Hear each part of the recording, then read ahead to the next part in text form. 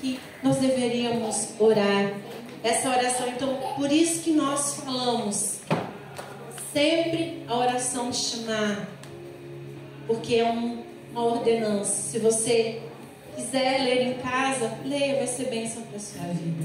Deuteronômio capítulo 6 tem toda a oração de Shema. No capítulo 6, versículo 4 em diante. E essa semana, a paraxá dessa semana é do que? De bênçãos. De bênçãos.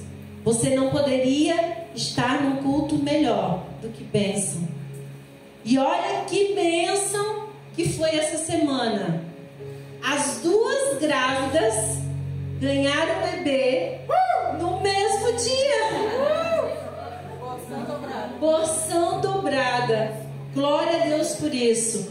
Então a gente tem muito a agradecer. Obrigada, filho.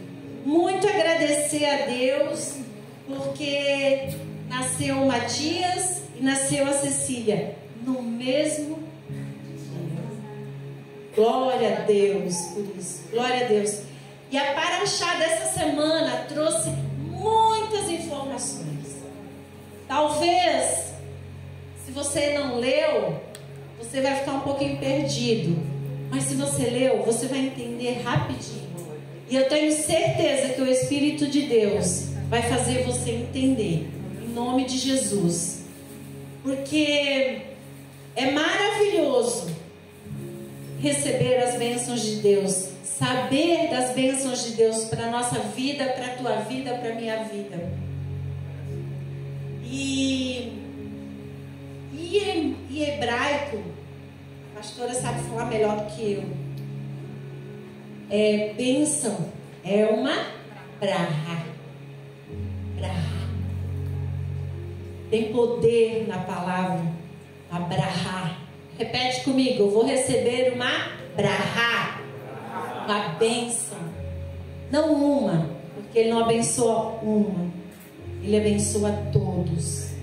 E nós estamos nessas 2 semanas falando somente de José. Talvez nós ouvimos falar tanto de José somente de sonhos, né? Ah, José é um sonhador, corre atrás de seus sonhos, mas não tem nada a ver com isso. Você estudando José não tem nada a ver com sonhos, tem a ver sim com propósito. Ele era um homem que tinha sonhos de Deus, e esses sonhos de Deus que Deus dava para ele tinha uma interpretação. E essas interpretações trouxeram muitas dores para ele. Pastor Charles tem uma ministração que ele ministra, os 7 choros de José. É muito interessante que cada vez que ele ministra, Deus leva para um lugar. Porque é muito assunto nos 7 choros de José. Por que é muita angústia? Porque são 7 choros angustiantes para ele. Foram 7 choros que foram divisores de água na vida dele. E em Gênesis, capítulo 37, versículo 19. Vamos começar a destrinchar um pouquinho. Lá vem o sonhador, falaram os seus irmãos. Diziam uns aos outros: vamos matá-lo e jogá-lo numa dessas cisternas.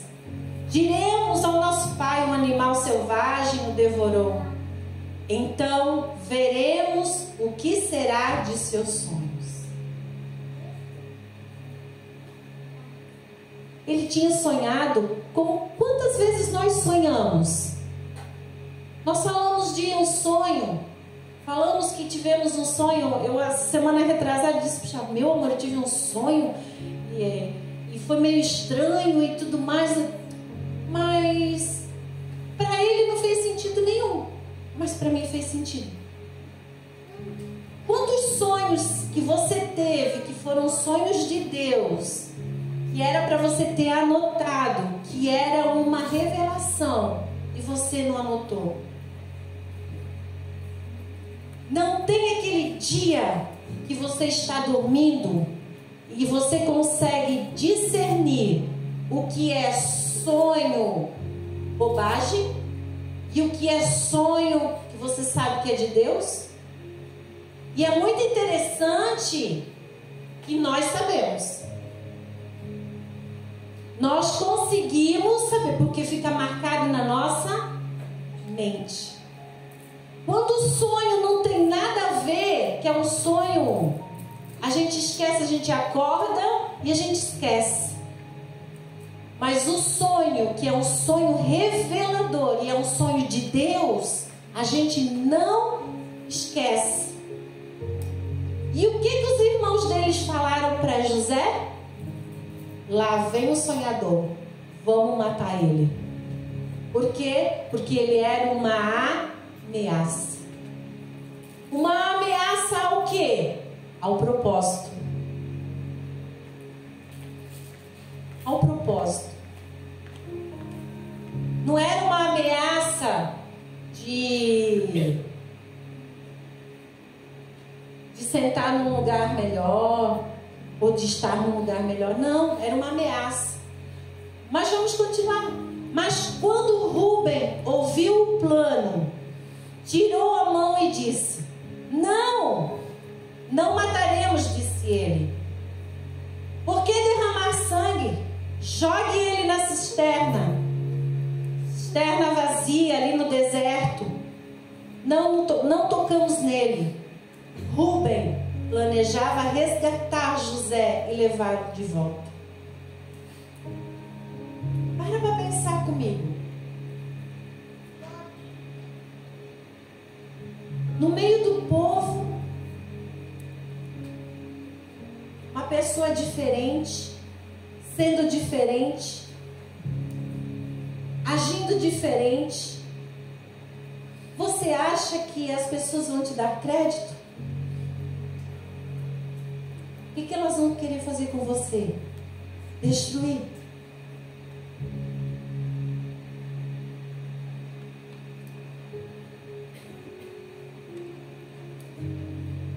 Infelizmente, nos nossos dias, isso acontece. Gente, eu vou parar de ficar olhando aqui, porque senão eu não vou conseguir, eu não sou disso. Vamos continuar lendo, depois eu destrincho. Quando José chegou, os irmãos lhe arrancaram a linda túnica que ele estava usando, a rasgaram e jogaram na cisterna vazia, ou seja, sem água. Mais tarde, quando eles se sentaram para comer,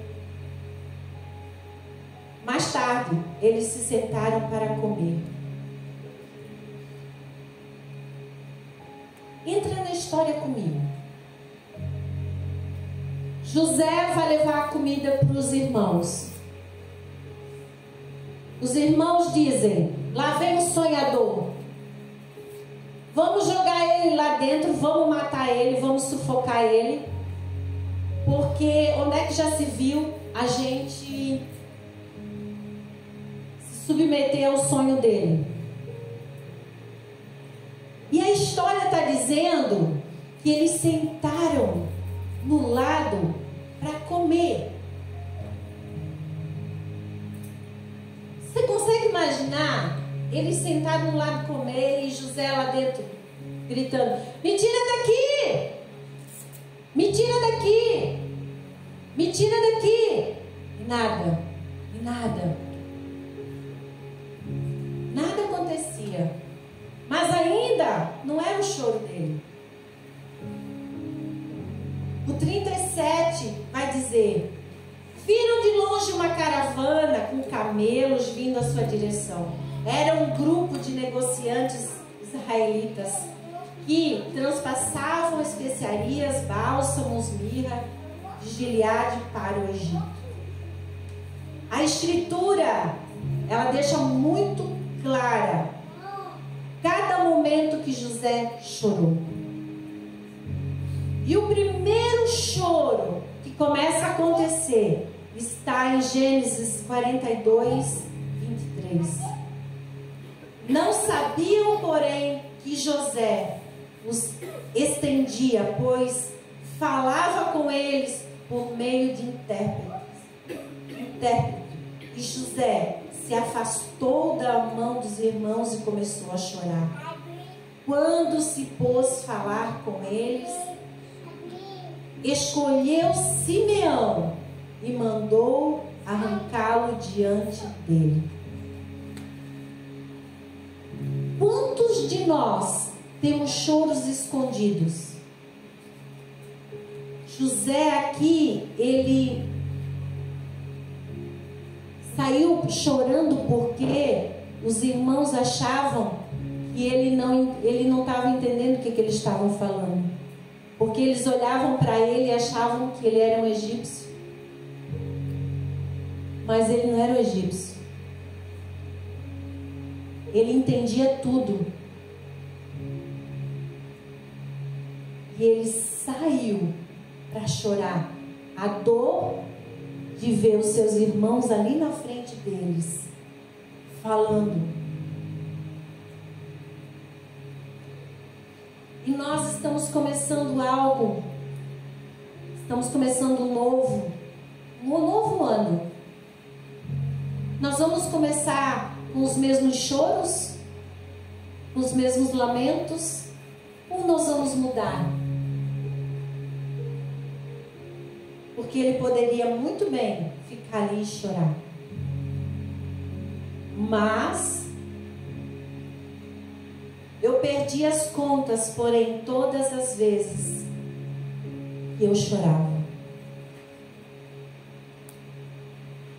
Ali, eu creio que José não chorava só ali, não chorou ali. Eu creio que muitas vezes José chorava muitas vezes no escondido.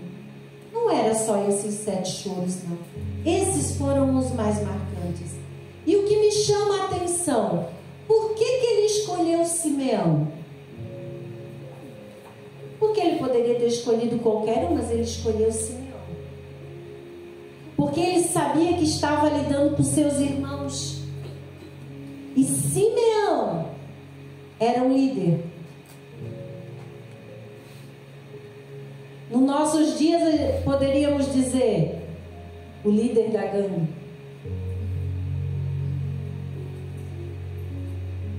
Então o que ele pensou?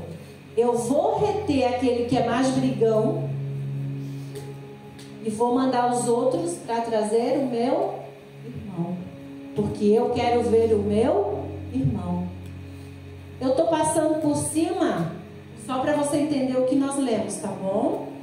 O segundo choro, ele chorou quando então os irmãos dele vieram e trouxeram Benjamim. Por que ele chorou quando viu Benjamim? Porque era o único irmão legítimo de sangue da Raquel, da mulher amada, que tinha morrido. E o terceiro choro de José. Então ele tira toda a máscara. Porque todo ferido fere e usa uma máscara para fazer de conta que está tudo não está acontecendo nada, mas está ferido. Ele estava escondido atrás de uma máscara. E aqui ele resolve então tirar a máscara e mostrar para os seus irmãos quem verdadeiramente ele era. O José. Não mais aquele egípcio, mas o José.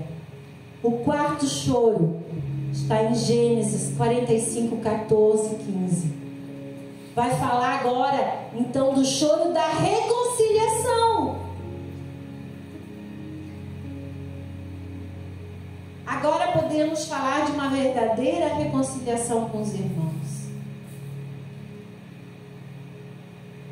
Como você está hoje? Você precisa se reconciliar com alguém? Ou você vai começar o ano, mais uma vez, com coisas pendentes? Seja com irmãos, seja na igreja. Sabe por quê?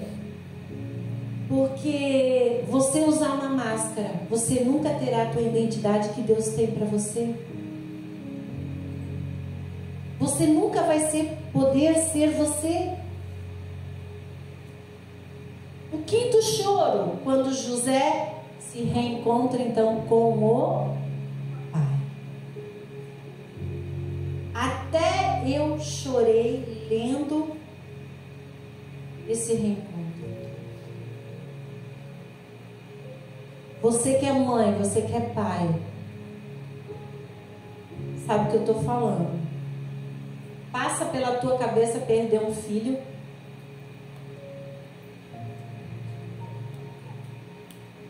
Eu estava conversando agora ainda há pouco com uns amigos nossos pastores lá do Rio de Janeiro. Pastor Radamés, ele no dia 31, na virada do ano, ele chama a família dele para o altar e diz assim: vamos nos abençoar em família. Quero que os meus filhos subam no altar, que eu quero abençoar, para que esse ano 2025 seja um ano abençoado. E quando ele está no altar, Deus dá uma palavra para ele e diz assim: meu filho, Deus está falando ao meu coração agora que você vai perder uma rosa do teu jardim. Deus vai arrancar uma rosa do teu jardim. Mas não fica triste, porque Deus está com você. Dia 31, dia 2, ele resolve comprar uma moto. Quando ele volta, ele bate com a moto. Morre na hora. O filho. Perder um filho é uma dor terrível, porque é uma dor que foge da lei natural. Porque é pai que enterra filho, não filho que enterra o pai. E vai entender o porquê. Vai questionar o quê? Se ele mesmo falou para o filho: Deus está com você. Agora tu imagina um pai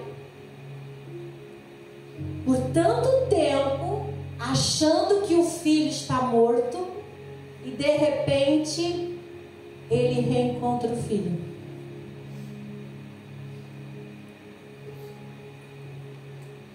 Não tem como não entrar na história e se emocionar. O sexto choro é a morte do pai. Então ele chora. Gênesis 50. José atirou-se sobre seu pai, chorou sobre ele e o beijou. Mas aqui ainda é o sexto choro. O sétimo choro vai vir agora. Gênesis 50, 15. Nós terminamos essa semana o livro de Gênesis. Glória a Deus. Por isso que é importante você acompanhar as paraxás, porque você vai ler a Bíblia toda. Você vai ler a Torá pelo menos 2 vezes por ano. Cada 6 meses você lê ela uma vez. Gênesis capítulo 50, versículo 15. Uma vez que seu pai estava morto, porém os seus irmãos de José ficaram tenebrosos e disseram: agora José mostrará sua ira e se vingará de todo o mal que fizemos. Por isso, enviaram a seguinte mensagem a José: antes de morrer nosso pai, ele mandou que lhe disséssemos: por favor, perdoe seus irmãos, pelo grande mal que eles fizeram, pelo pecado que cometeram ao tratá-lo com tanta crueldade. Por isso, nós somos servos do teu pai. A Bíblia não fala que quando ele morreu ele falou isso para os irmãos. Isso aqui eles inventaram. Eles estavam com medo de José e foram lá e inventaram isso aqui, porque a Bíblia não diz que eles mandaram fazer isso. Porque para Jacó já estava tudo certo. Para Jacó não, para Abraão estava tudo certo. Estava tudo já certinho. Agora aqui não era mais o nosso pai. Antes era nosso. Agora, teu pai. Além ainda de causar uma mentirinha ali no meio, agora é o teu pai. Do nosso Deus. Teu pai. Do nosso Deus. Suplicamos que você perdoe o nosso pecado. Quando José recebeu a mensagem, começou a chorar. Depois os seus irmãos chegaram e se curvaram com o rosto no chão diante de José. Somos os teus escravos, disseram ele. Porém José respondeu: não tenham medo de mim, porque caso sou eu Deus para castigá-los? Vocês pretendiam me fazer o mal, mas Deus planejou tudo para o bem. Colocou-me neste cargo para que eu pudesse salvar a vida de muitos. Não tenham medo.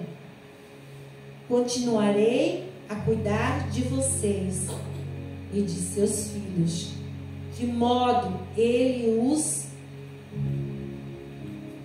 tranquilizou ao tratá-los com bondade. José não ficou debaixo da rejeição. José não ficou num lugar de desprezo. E José transmitiu isso para o coração deles. Tem muitos segredos no meio dessas entrelinhas até chegar aqui.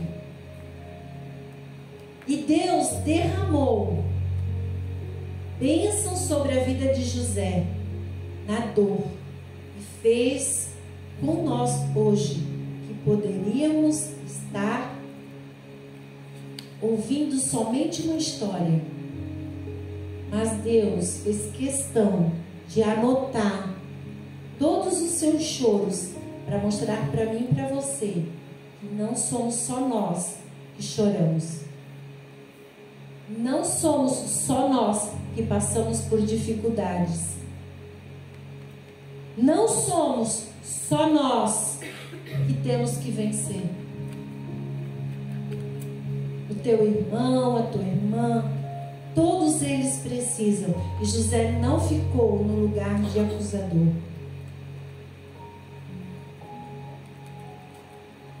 Você quer prosperar? Você quer viver uma vida leve em 2025? Libere, perdoe. Viva o teu propósito. Viva o teu propósito. Deus nos dá a oportunidade em todo o tempo. Você tem sido grato no lugar que Deus te colocou?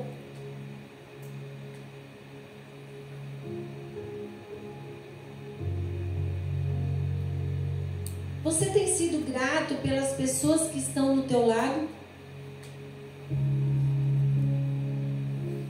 Você tem sido grato por aqueles que quer fazer você crescer?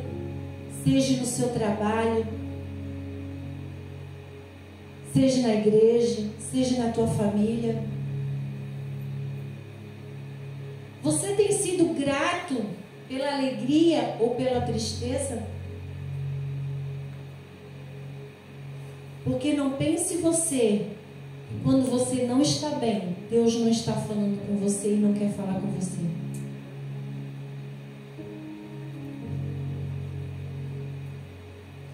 Porque nos dias mais difíceis da nossa vida, se nós pudéssemos ver com os olhos de Deus o que Ele quer fazer com aquilo, nós não reclamaríamos. Quem de nós nunca se perguntou por que Deus permitiu que isso acontecesse? Por que isso veio acontecer? Por que Deus não cuidou de mim?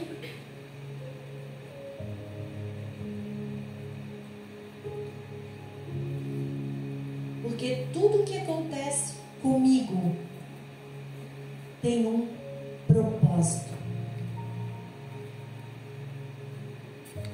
Eu tenho sempre duas questões. Ou eu aprendo, ou eu reprovo. Ou é o sim, ou é o não. Ou eu vou, ou eu fico.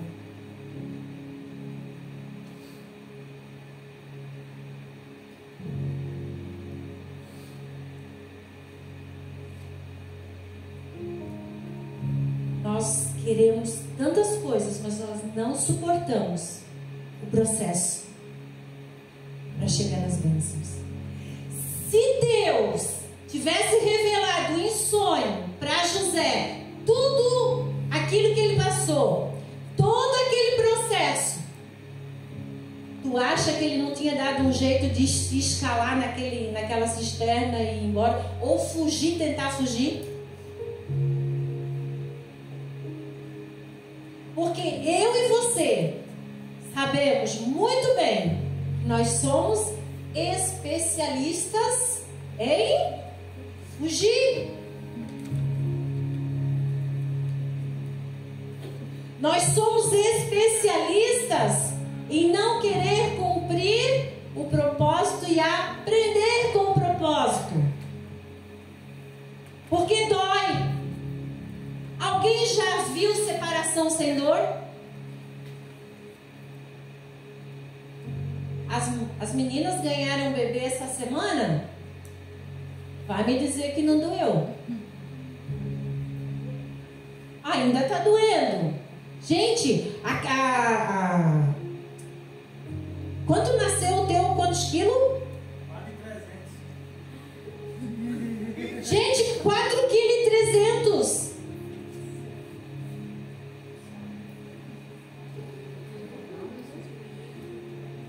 Mas o que ela está fazendo agora? Ela está com dor. Passou o processo. Ela vai pensar um pouquinho até ela ter outro. Porque ainda não passou as noites em claro. Porque vai chegar essa noite. Vai chegar o dia que ele vai ficar resfriado. Vai chegar o dia do pique. Vai chegar o dia de dar a varadinha. É o processo. Não existe processo sem bênção. Ou você passa pelo processo, ou você não passa. Você decide. Deus deixou esse livre-arbítrio.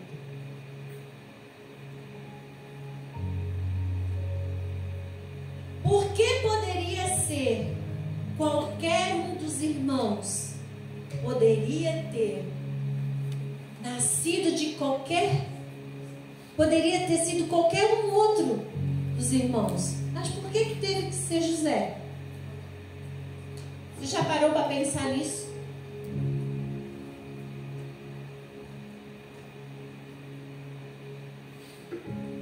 Você nunca se perguntou por que você nasceu nessa família?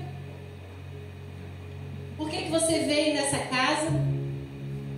Por que você veio com esse cabelo?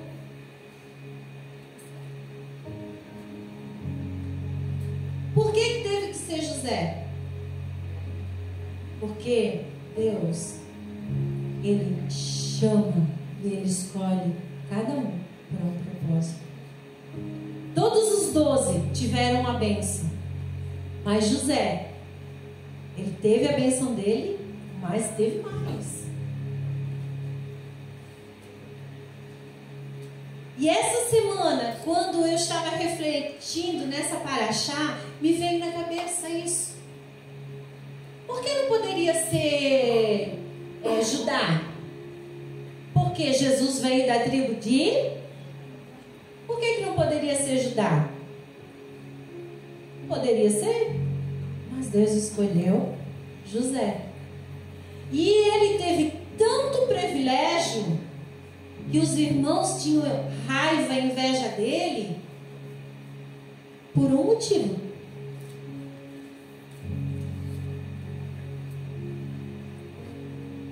E a Bíblia está bem escondidinha ali, que se você for estudar na entrelinha, você vai ver.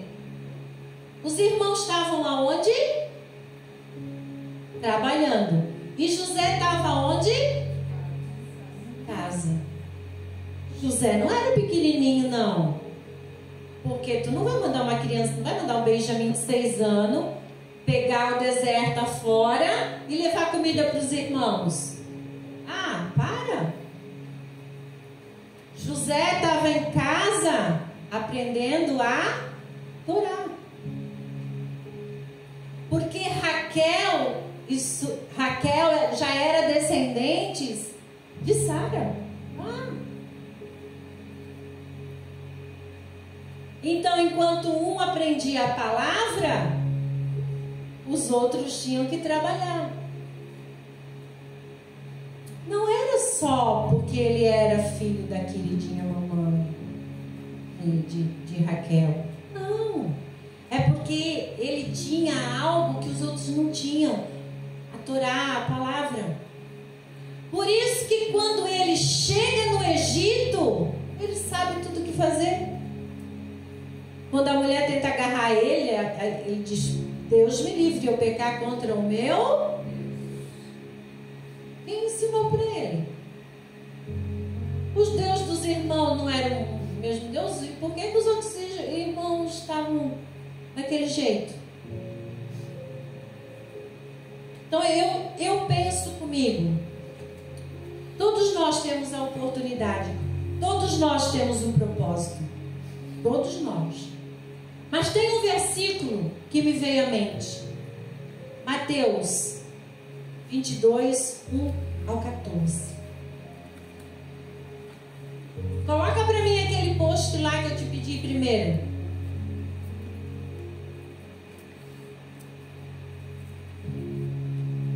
Você está vendo isso aqui?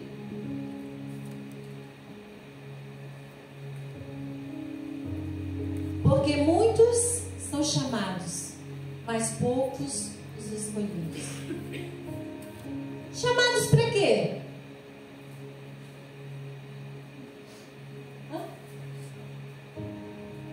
Escolhidos para quê? Eu não posso pegar um versículo e não saber o que ele está me dizendo. Eu estou sendo chamado para quê? Eu estou sendo escolhido para quê? E você está vendo que tem um monte. Mas está sendo um que está chamado. Está sendo retirado. Porque todos eles foram chamados. Todos os filhos dele foram chamados. Mais um foi retirado escolhido para cumprir um propósito. Deixa eu falar para vocês. Como é que é o nome dela? Luciane. Deus te tirou no meio de um povo para te saber. Isso aqui, ó.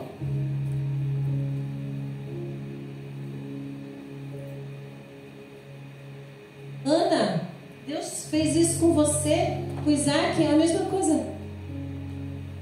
Porque eu falar sem te direcionar para isso, tu não vai chegar a lugar nenhum. Me define vocês. O que significa isso aqui?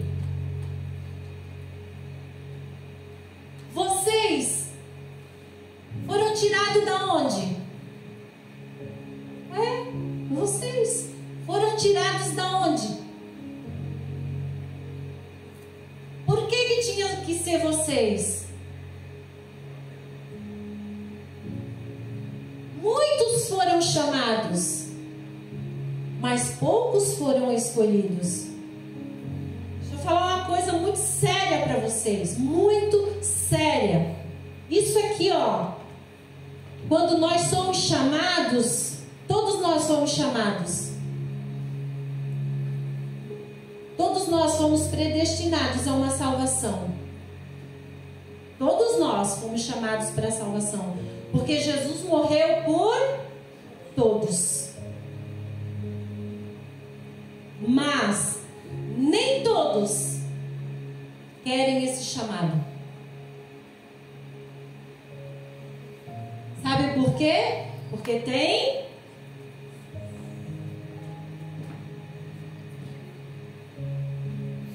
ou a vírgula ali, a pausa é por nada.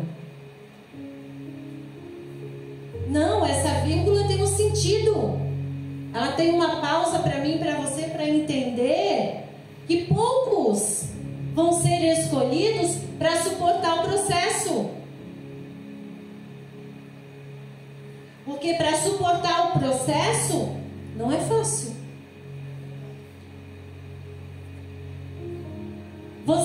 Você acha que Brusque, quando você veio morar para Brusque, é assim? Quem mora aqui, vocês quando moravam lá na Azaleia, acho que os primeiros moradores lá da Azaleia, como era lá na Azaleia antes? O que teve que fazer? Desbravar. Logo foi tudo. Eu passei ontem aqui na rodovia ali que vai para 1º de maio. Gente, eles estão mudando tudo, estão quebrando tudo. Ali onde era a Wegner, ali aquela panificadora. Gente, aquilo ali está sendo tudo destruído. Vocês já passaram ali agora há pouco tempo? Passa ali para ver. Gente, eu me apavorei. Aquelas casas não tem mais Wegner, não tem mais nada. Destruíram tudo. Desbravaram. Estão tirando as coisas velhas. Estão tirando as coisas velhas. E você está sentado num lugar. Está sendo desbravado. É difícil. É muito difícil. Porque o que você ouve aqui, muitas vezes as pessoas não vão entender, nem mesmo você vai entender. Nós vamos dizer para você, só venha, continua, não desiste, permaneça. Tu vai entender. Continua, não desiste, não desiste, tu vai entender. Porque se fosse fácil, se fosse só o chamado, nós seríamos como qualquer outra igreja. Por que eu não me incomodo com o louvor? A gente não se incomoda. É lógico que tudo tem motivo. Não é assim, de qualquer jeito. Mas, com o caminhar do tempo, você vai vendo, nós somos diferentes. Mas vamos lá. Vamos ler Mateus 22, do 1 ao 14. O que fala lá da bodas do Cordeiro? Mas não é eu que eu quero ler, não. Vai colocar, não. Do 1 ao 14. Tem algo. Vamos, Gabriel. Jesus lhe contou outras parábolas. Disse ele: o reino dos céus pode ser ilustrado com a história de um rei que preparou um grande banquete de casamento para o seu filho. Quando o banquete estava pronto, o rei enviou seus servos para avisar os convidados, mas todos se recusaram a vir. Então ele enviou outros servos para lhes dizer: já preparei o banquete, e bois e novilhos gordos foram abatidos, e tudo está pronto, venham para a festa. Mas os convidados não lhes deram atenção e foram embora. Um para a sua fazenda, outro para os seus negócios. Outros ainda agarraram os mensageiros, os insultaram e os mataram. O rei ficou furioso e enviou o seu exército para destruir os assassinos e queimar a cidade deles. Disse a seus servos: o banquete de casamento está pronto, os seus convidados não são dignos dessa honra. Assim, agora, saiam pelas esquinas e convidem todos os que vocês encontrarem. Então os servos trouxeram todos os que encontraram, tanto bons como maus, e o salão do banquete se encheu de convidados. Quando o rei entrou para recebê-los, notou um homem que não estava vestido de forma apropriada para o casamento. E lhe perguntou: amigo, como é que você se apresenta sem roupa de casamento? O homem não teve o que responder. Então o rei disse: amarrem-lhe as mãos e os pés e lancem-no para fora, na escuridão, aonde haverá choro e ranger de dentes. Pois muitos são chamados, mas poucos são escolhidos. Você prestou atenção na leitura? Aonde eles estavam? Num casamento. Mas no começo desse capítulo aqui, Jesus está contando uma parábola da bodas do Cordeiro. E eu sempre me perguntei, mas como na bodas do Cordeiro, se eu já estou no céu, se eu já estou lá, como é que eu vou ser mandado embora? Como que eu vou sair de lá? Se eu já estou no céu.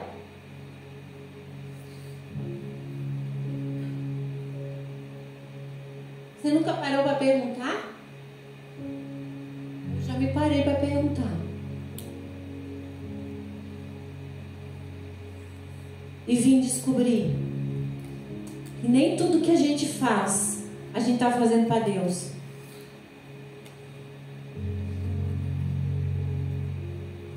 Por isso que, quando nós falamos, muitos são chamados, mas poucos escolhidos,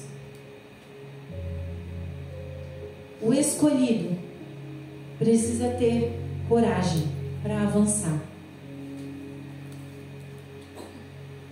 Ter a sua roupagem limpa.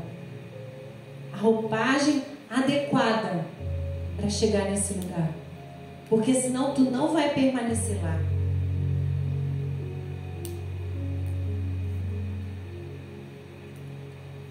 Não tem como.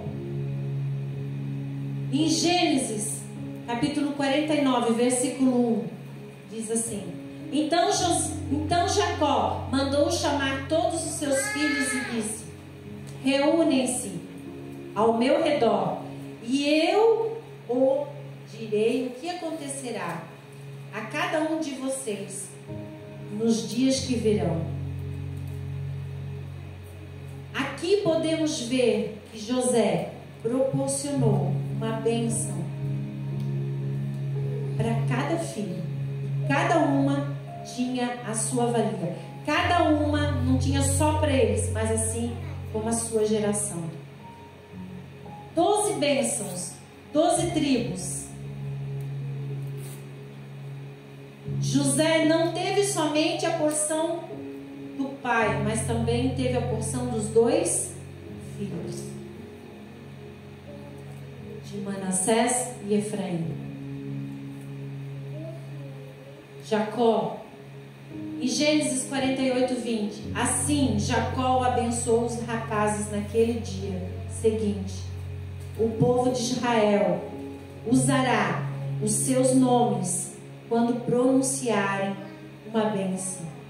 Dirão: Deus o faz prosperar, como Manassés e Efraim.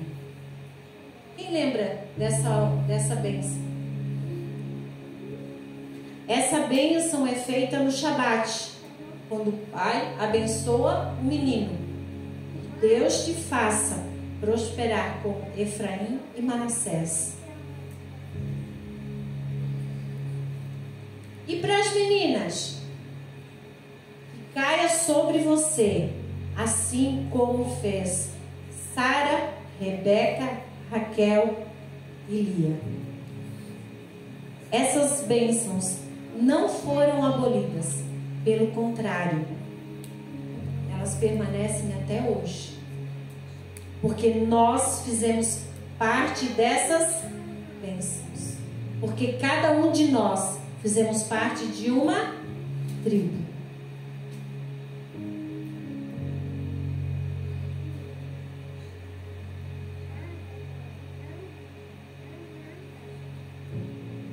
E quem eram os nossos antepassados que ele fala aqui? Moisés sempre foi pai, sempre teve seu filho, mas Deus é tão simples que nós complicamos.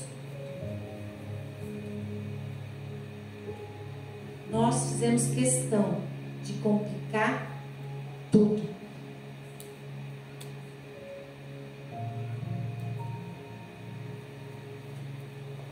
Sabe por que a gente é difícil de complicar?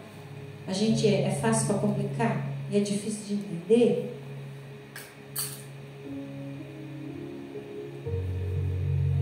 Porque a gente precisa mudar. A gente não quer. Às vezes a gente precisa sair e a gente não quer. Às vezes a gente precisa deixar e a gente não quer. Não, é meu, é meu, é meu, é meu, é meu e é meu. Nós complicamos tudo. E para a gente ir finalizando as paraxá dessa semana, 1 Reis. 1 Reis 2:1. Quando se aproximava o momento de sua morte, Davi deu as seguintes instruções a seu filho Salomão: vou para onde todos na terra irão algum dia.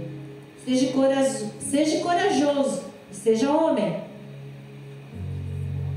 Obedeça às ordens do Senhor, o seu Deus, e siga os caminhos dele. Guarde os seus decretos, os seus mandamentos, os seus estatutos, escritos na lei de Moisés, para que sejam bem-sucedidos em tudo que fizeres e por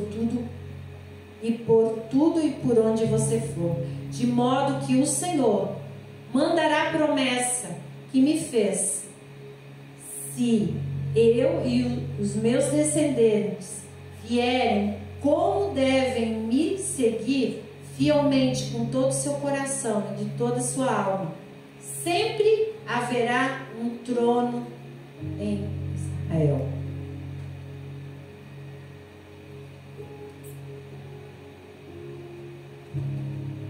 Quem aqui é mais de 5 anos de igreja? Então você vai lembrar o que eu vou falar. Você lembra que a gente passava nos lugares e a gente dizia assim, via um boteco e dizia assim, em nome de Jesus tem uma igreja ali. Fecha isso daí e que tem uma igreja. Quantas pessoas profetizaram isso? A gente via uma danceteria, em nome de Jesus, fecha e se torna uma igreja. Gente, nunca se viu tanta igreja como se vê hoje. Só naquele trecho, quando nós tínhamos a antiga igreja lá embaixo, no Limoeiro, nós pegávamos a BR ali, da subidinha do Fischer ali, para lá tinha 11 igrejas.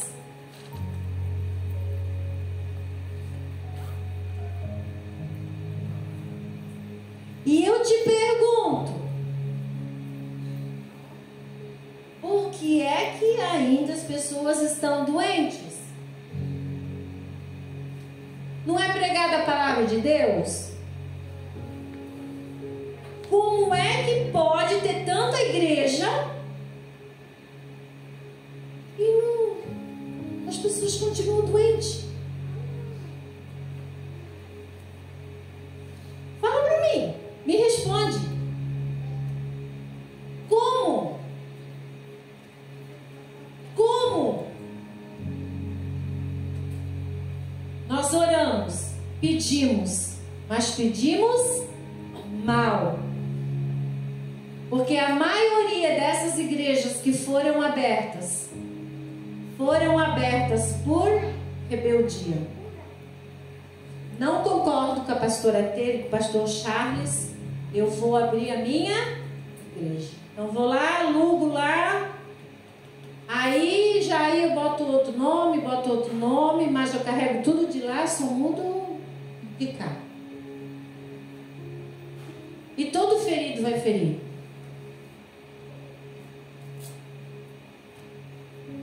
E só existe uma palavra. E por que tem tanta mistura? Por que tem tanta maldição ainda no nosso meio? Não dá para entender. Porque a nossa boca, ela tem poder.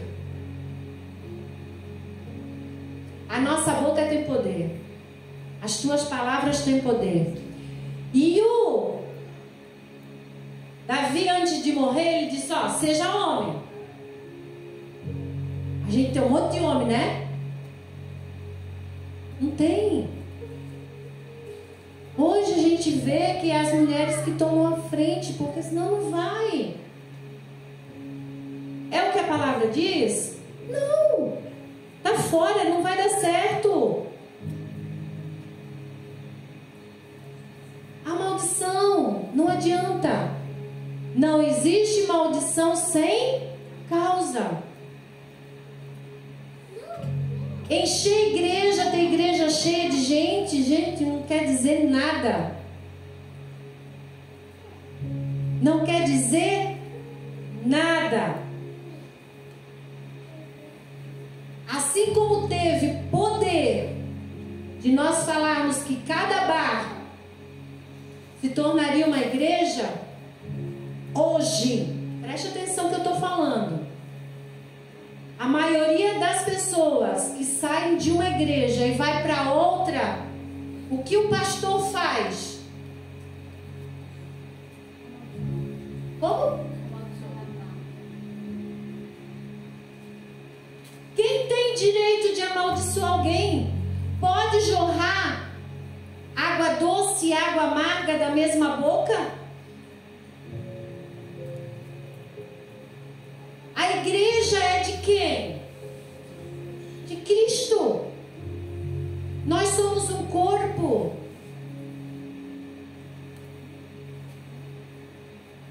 Nós não temos o direito de amaldiçoar ninguém, porque nós fomos abençoados.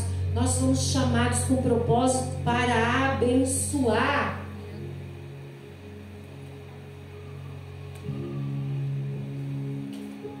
Talvez você foi amaldiçoado pelo seu pai, pela sua mãe, pelo seu amigo, pelo teu patrão, porque ninguém gosta de perder funcionário. E é incrível. Tu é bom enquanto tu tá lá. Tu sai, tu não presta mais. Tu não presta mais. Não adianta.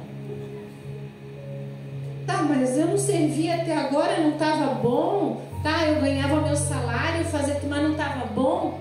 Por que agora eu tenho que amaldiçoar? E você não percebe que essa maldição, ela fica ao redor da pessoa que amaldiçoou?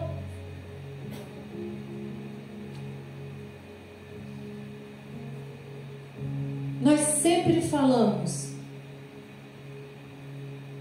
vai, você está abençoado.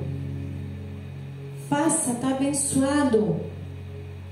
Teu coração, nós estamos aqui para mudar o teu coração, mas se não deu certo, não dá liga, espanou, vai, é bênção.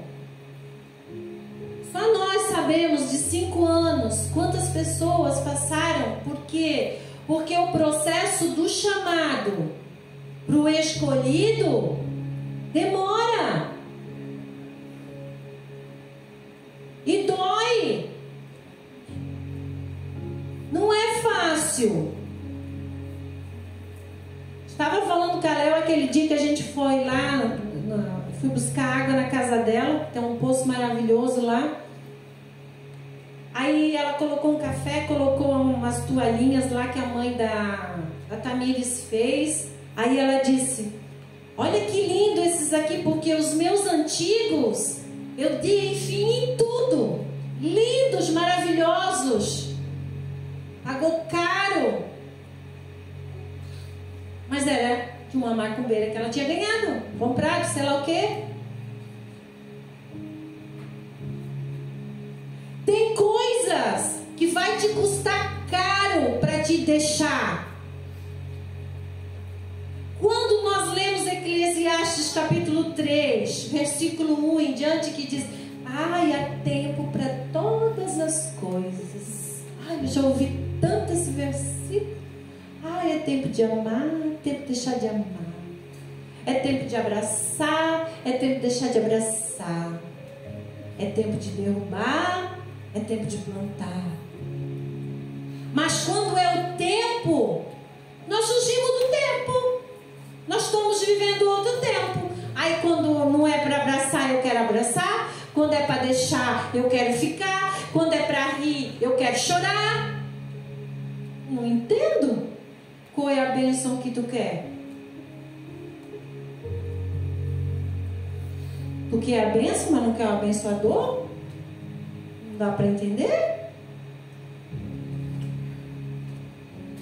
O problema das maldições é que nós vamos de braço aberto para receber elas. E para receber as bênçãos de Deus, a gente vem. Será que é? Meu Deus. Ai, mas eles são judeus? Eles são judeus? São judaicos? Meu Deus do céu. É uma seita? É uma seita mesmo. Aceita tudo.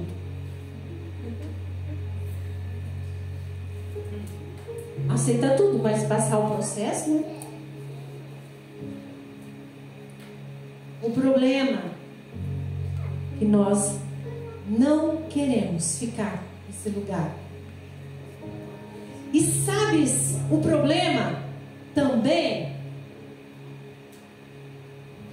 Eu, de verdade, gente, o meu coração é o coração do pastor Charles. Os filhos sabem. A gente se incomoda quando o filho vai embora. Ficamos tristes. Muito tristes. Mas a gente dá glória a Deus. Porque se ele foi embora, porque ele não concorda com o que ele está ouvindo. Se eu não concordo no lugar que eu estou ouvindo, eu me torno uma egrégora.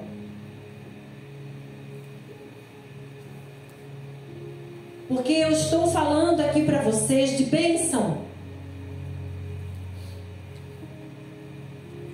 Mas não estou entendendo o que o pastor está falando, está tudo errado, sei lá, está tudo confundido, né? Porque você não é para achar. Se você ler a Paraxá, estaria tudo aberto na tua mente.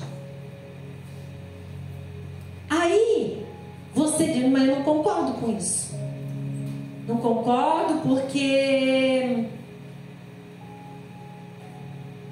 não foi assim que eu aprendi. Até falei com a Fran essa semana. Disse, Fran, Deus vai quebrar muitos sofismas na tua cabeça. Vou te mandar um vídeo. Quando ela viu, ela disse, meu Deus. E o que é uma egrégora? Egrégora não é igreja, não é congregar. Não é congregar. Procura para mim ali e coloca aqui no Google mesmo o que é o significado de uma egrégora. Porque senão só eu falar, né, André? A pastora está falando o que quer, né? Porque é assim, né? Tem que ouvir. Estou aqui, tem que ouvir, né?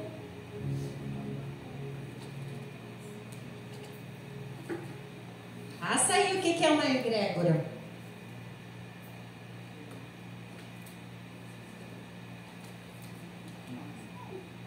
Vai dar certo.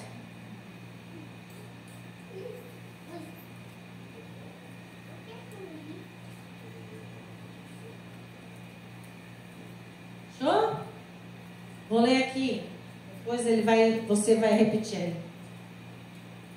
Egrégora é uma forma de energia criada por pensamentos e sentimentos que adquire vida e é alimentada pelas mentalizações e energias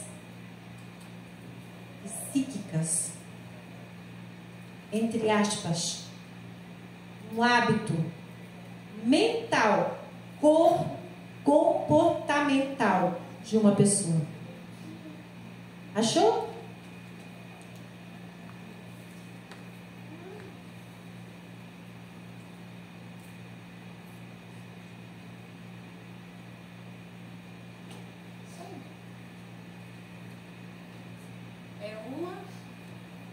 É uma denominação. Acabou aqui também. Aleluia. É uma denominação de energias espirituais. Você já parou para pensar uma atmosfera quando está num estádio? Todo mundo cantando Yeshua, Yeshua, Yeshua. Não há uma vibração? Porque todos estão no mesmo pensamento. Quando há uma egrégora já criada dentro de uma igreja, dentro de um trabalho, dentro de um pensamento, se torna aquilo que eu quero.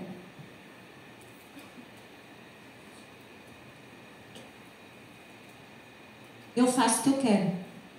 E eu me comporto como eu quero.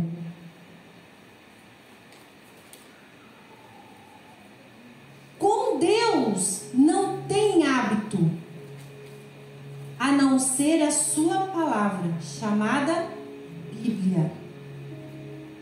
Bíblia não é somente um livro, é um estilo de vida. Por este motivo, nós mudamos a nossa vida, porque nós não nos tornamos uma egrégora. Porque os teus pensamentos não são mais os teus pensamentos, e os teus caminhos não são mais os teus caminhos.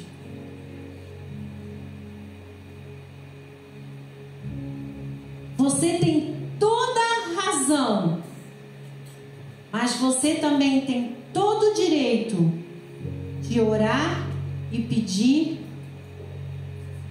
para Ele o que você quer, o que você não quer, porque Ele te dá se Ele quiser. É assim? Será que é assim? Acho que eu não falei direito. Você tem toda a razão, mas mas você quer também, não tem o direito de orar e pedir para ele nada se não obedecer a ele. Então você tem direito de pedir para ele se você obedecer. Se você não obedecer, não adianta você pedir para ele. Deuteronômio 28:14 fala de todas as bênçãos que Deus tem para mim. Mas no 28:15 fala da minha escolha.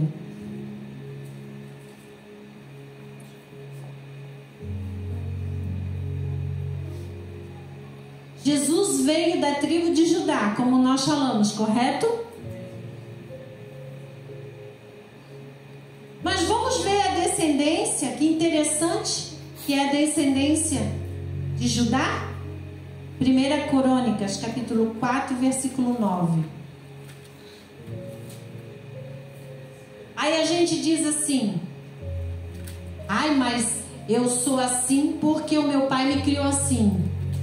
Ah, eu sou assim porque eu fui muito maltratada. Eu sou pobre porque o meu pai era pobre. Eu sou assim porque... A gente dá um monte de desculpa. Mas esse cara aqui, ó, ele tem uma oração fenomenal. Havia um homem chamado Jabes, mais respeitado do que qualquer dos seus irmãos, assim como José. Sua mãe lhe deu o nome de Jabes, porque disse: eu o dei à luz com muita dor. Gerou, orou ao Deus de Israel: ah, como seria bom se me abençoasse e expandisse o meu território. Sê comigo em tudo que eu fizer. Guarda-me de todo mal e de toda aflição. E Deus atendeu o seu pedido. Por que as nossas orações não são atendidas às vezes? Porque nós não estamos na obediência. José, como nós falamos aqui, Jesus veio da tribo de Judá. Mas Judá não teve um bom comportamento na sua trajetória. Mas Deus teve misericórdia dele. E Ele pode ter misericórdia de mim e de você. Das nossas escolhas. Jabes poderia ter pedido: ai, Deus, os meus irmãos não me dão valor. Eu não sou visto por ninguém. Faz eu ser visto. Ele disse: não. Me faz ser próspero. Me faz adquirir terras. Então quero dizer para você que nas suas orações você pode pedir. Se você estiver obedecendo a Deus.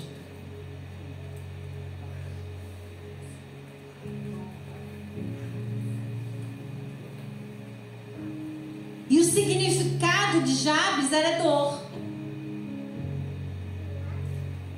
Ele aceitou a dor? Não. E se você continuar lendo a história de Jabes, o pai de Jabes nunca apareceu para ele. Ele era órfão de pai.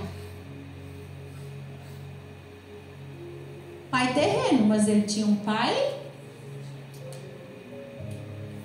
Então quero te dizer, se você não foi abençoado pelo teu pai terreno, Deus vai te abençoar, porque Ele é Deus abençoador, porque você não é qualquer coisa.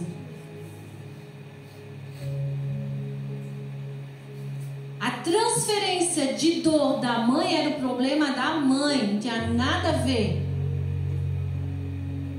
com o filho. Então não podemos transferir o que é nosso para os outros. A tua dor vai resolver a tua dor. Tá com problema, vai resolver. Tá de mal com alguém, vai resolver. A Bíblia me diz que eu não devo dormir brigado. Eu tenho que me reconciliar até o pôr do sol.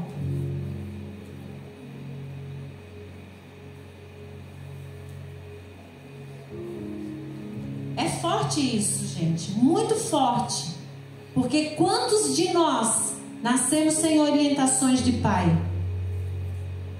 Quantos filhos foram abandonados pelos pais e foram adotados por outras pessoas? Mas Deus, Ele quer mudar a nossa postura. Em Atos, capítulo 7, versículo 9. Os patriarcas tiveram inveja do seu irmão José. O venderam como escravo no Egito. Mas Deus estava com ele. Gente, e se lasque quem está com inveja de você. Deixa falar de você. Deixa pra lá. Não fica remoendo. Jesus diz, ó, vai na casa de alguém, dá shalom. Se ele não quer, bate a poeira, pega de volta e vem para casa. Não deixa o shalom lá, não. Traz de volta para ti. Não deixa lá, não. Se eles tiveram inveja de José, não vão ter de mim, de você? Deixa eu te falar. Quando uma pessoa te olha com inveja, você tem que pensar assim, cara, eu sou filhinho de papai, porque se ela está olhando para mim, se ele está me olhando desse jeito, ele está vendo a luz de Deus em mim.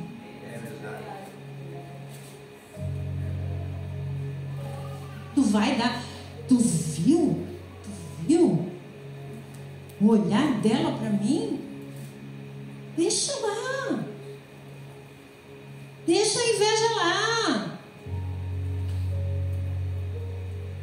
A inveja faz você paralisar.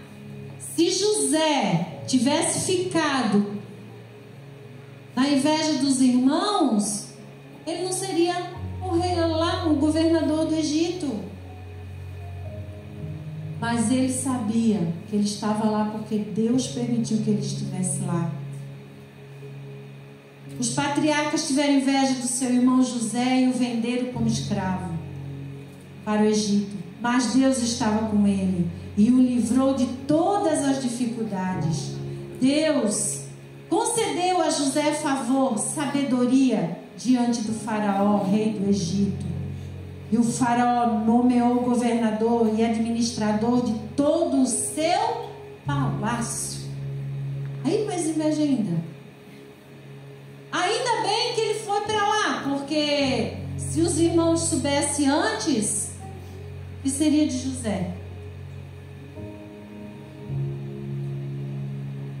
Seja administrador do palácio que Deus colocou, que é a tua casa, a tua família, o teu trabalho, a igreja. Porque vai chegar um tempo que você não vai ter mais ninguém. Tua mãe vai morrer, teu pai vai morrer, teu irmão vai morrer. Olha o gurizinho ali. Foi. Nós precisamos ter resultado esse ano. Não dá para ficar repetindo. Você que está começando agora, se permite viver um novo.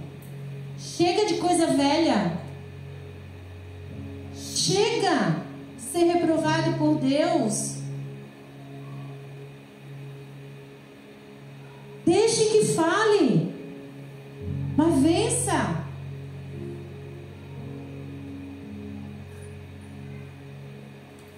Falamos de fé, né? Você tem fé? Você tem fé? Tem fé? Tem fé? Tem fé?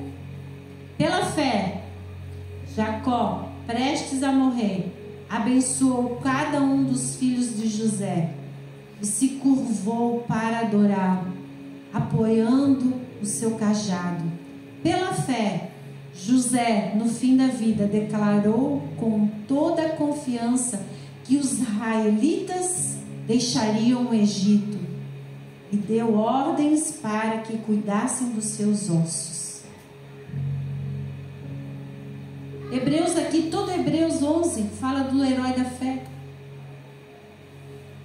Quando Benjamim olha para ti, o que ele vê em ti? O herói dele. O herói. Tu não vê teu pai como herói. Que herói você quer ser? Herói de fracasso? De ano em ano? De promessa em promessa? Não, gente, não dá. Não dá mais para viver a mesma coisa. Vamos acordar. 1 Pedro 1:3. Bendito seja o Deus e Pai do nosso Senhor Jesus Cristo, porque de acordo com a sua extraordinária misericórdia, nos regenerou para uma vida de esperança, por intermédio da ressurreição de Jesus Cristo dentre os mortos, para que uma aliança que jamais se extinguirá, há um tempo será desonrada ou perderá o seu valor. Herança preservada nos céus para vós, e sois protegidos pelo poder de Deus por meio da fé até chegar à salvação, prestes a ser da plenitude revelada nos fins dos tempos. Portanto, na verdade, exaltais, mesmo considerando agora, por um pouco de tempo ainda, vocês tenhais de ser afligidos, para que você tenha a aprovação.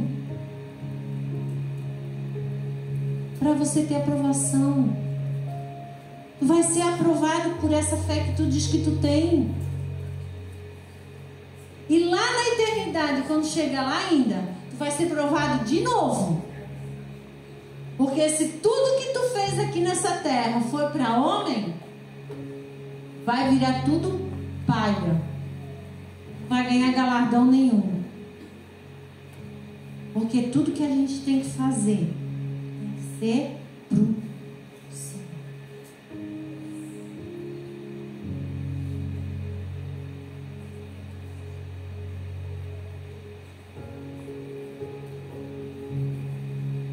Fé não é somente um pensamento positivo. Eu sempre tinha isso comigo. Me defina fé. Fé é um pensamento. Pensamento não me leva a lugar nenhum. Porque quanto mais eu penso, mais eu falo comigo mesmo. E quanto mais eu falo comigo mesmo, mais eu me decepciono comigo mesmo.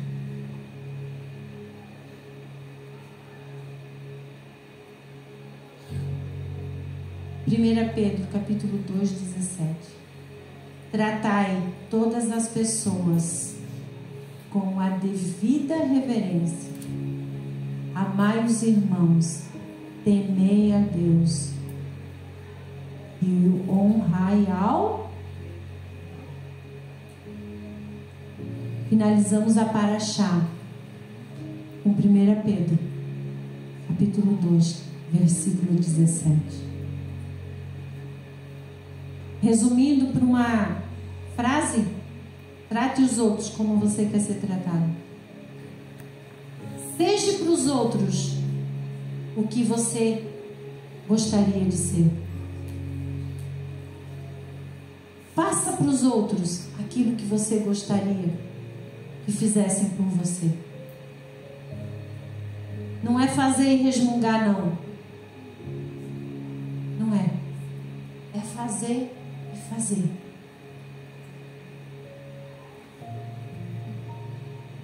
E hoje, nós vamos fazer um ato profético hoje.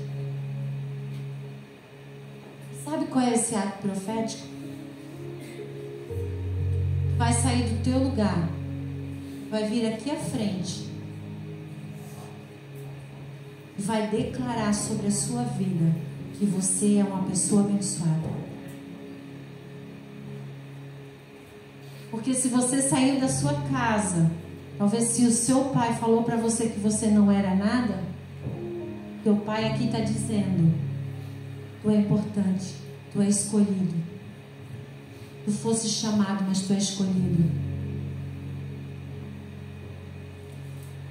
Talvez você desonrou a casa dos seus pais quando você saiu e você não ouviu o conselho que ele te deu e você se arrependeu da escolha que você fez e você não está mais sendo abençoado pela desonra que você teve na casa do teu pai.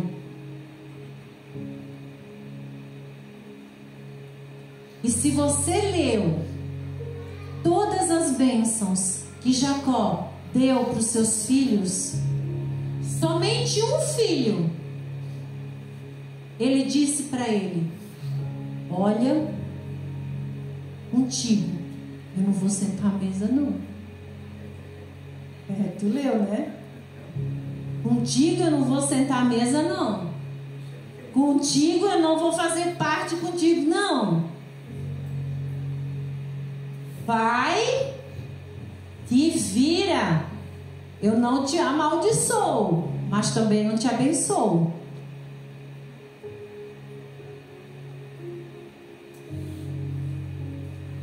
Quem lembra qual foi a tribo?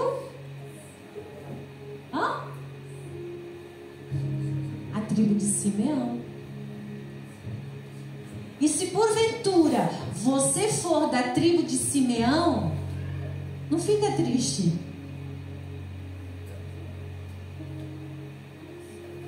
Porque através de Cristo Jesus, nós temos a bênção dele. Mas você carrega, infelizmente, esse legado. Ser briguento, renento, fazer mal.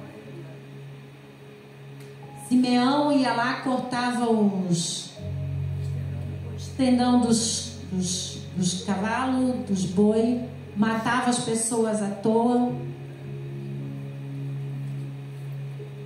Não era isso que o pai ensinava.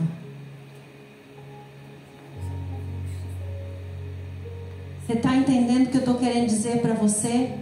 Que mesmo que você tenha feito coisas erradas, Deus tem bênção para a tua vida. Ele pode mudar a tua sorte. Você não nasceu para ser infeliz. Você nasceu para ser feliz. Escolheu a pessoa errada, sacode a poeira, bora lá, vamos para frente. Vamos vencer. Amém? Amém. E se você vence, a sua geração vai vencer. Aleluia. O que você venceu, seus filhos não vão precisar vencer. Por isso que aquela canção que nós cantamos: a bênção sobre você e os filhos de teus filhos e os teus filhos. Essas bênçãos aqui nos alcançou hoje aqui. Se Jesus 2000 anos atrás, e aqui quantos mil anos?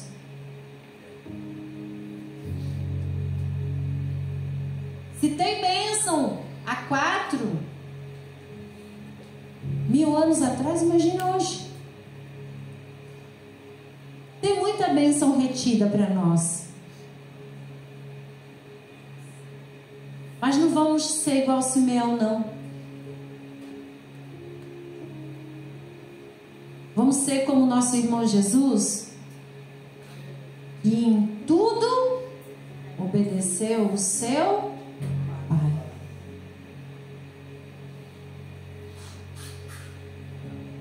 Vamos, tá? Vamos ficar de pé.